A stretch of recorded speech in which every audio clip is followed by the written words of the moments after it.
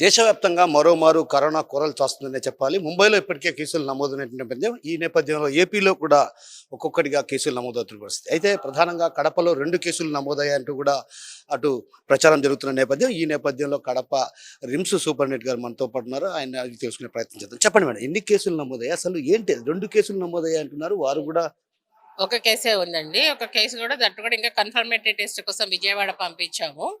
ఇక్కడైతే గిన సిమ్టమ్స్ ఇక్కడ మాకున్న బేసిక్స్ టెస్ట్‌ల నుంచి పాజిటివ్ అని చెప్పి అనుకున్నాము. అది కన్ఫర్మేషన్ ఇచ్చినాక నేను ప్రెస్ నోట్ ఇస్తాను. మేడం, సాధారణంగా కరోనా కేసులు వస్తే ఎలాంటి ప్రికాషన్స్ అంటే గతంలో మనం చూసాం, కరోనా కేసులు వచ్చినప్పుడు ప్రత్యేక విభాగాలను ఏర్పాటు చేసాం.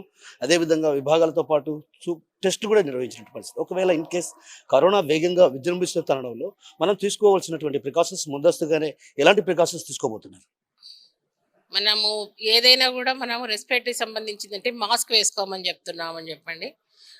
మామూలుగా ఈ ట్రిపుల్ లేయర్ మాస్క్ వేసుకున్నా పర్లేదు, N95 అవసరం లేదు. కాఫ్ ఎటెక్స్ అంటాం, అంటే 10 మంది గుంపు గుమ్మకూడదు అని చెప్తున్నాము మేము.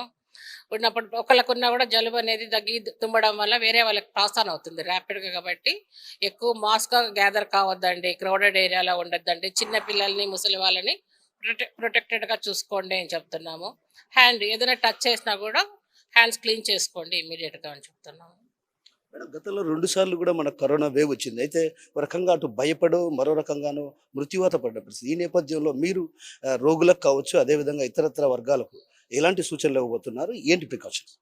టెస్ట్లు అండి, ఎర్లీ టెస్టింగ్. ఎవరైనా కూడా జలుబు పరిచయం వస్తూనే ఆ టెస్టింగ్ ఎందుకు మాకు రాదు అనకుండా తొందరగా టెస్ట్ చేయించుకోండి అని చెప్తున్నాం.